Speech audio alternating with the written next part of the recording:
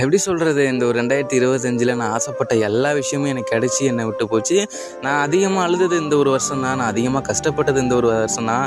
நான் அதிகமாக யோசித்தது இந்த ஒரு வருஷம் தான். ஓகேங்களா?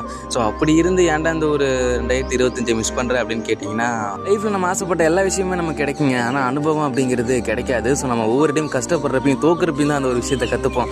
அப்படி இருக்கிறப்ப என் வயசில் எனக்கு தேவையான எல்லா விஷயத்தையுமே இந்த ஒரு 2025 கற்றுக் கொடுத்துருக்கு. அதாவது இந்த ஒரு இயரே பார்த்திங்கன்னா எனக்கு ஒரு அன்லக்கி இயர் மாதிரி தான் இருந்துச்சு. அதாவது ராசியே இல்லாத ஒரு வருஷம் அப்படிங்கிற மாதிரி தான் இருந்துச்சு. ஏன்னா அவ்வளோ கஷ்டப்பட்டுருக்கேன், அவ்வளோ அழுதுருக்கேன், அவ்வளோ பெயினை பார்த்துருக்கேன். ஸோ அப்படி இருக்கிறப்ப ஏன்டா இந்த ஒரு 2025 ரொம்ப மிஸ் பண்ணுறேன் அப்படின்னு கேட்டிங்கன்னா, அதான் சொன்னேன்ல, அனுபவம் கொடுத்துருக்கு. ஸோ அதுவும் இல்லாமல் நான் ஆசைப்பட்ட எல்லா விஷயத்தையுமே எனக்கு காமிச்சிருக்கு.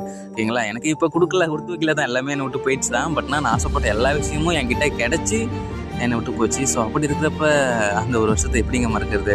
ஏடா லூஸ்தனமாக பேசிகிட்டு இருக்கேன் அப்படின்னு பார்த்தீங்கன்னா, உங்களை பொறுத்தவரை இது லூஸ்தனமாக தான் இருக்கும். பட் ஆனால் என் இடத்துலேருந்து பார்த்தீங்கன்னா நான் பேசுகிறது கரெக்டு தான். என்ன பண்ணுறது, இந்த ஒரு வருஷம் முடிய போகுது. பரவாயில்ல, 2025 இப்போ கற்றுக்கிட்ட எல்லாத்தையும் வச்சு ஒரு நியூ லைஃப் ஸ்டார்ட் பண்ணுறேன். 2025 மறக்க முடியாத சம்பவத்தை பண்ணியிருக்கேடா. ஸோ என்னால் ஒன்றும் மறக்க முடியாது. அப்படியேப்பட்ட உனக்கு தேங்க்யூ அண்ட் மிஸ் யூ.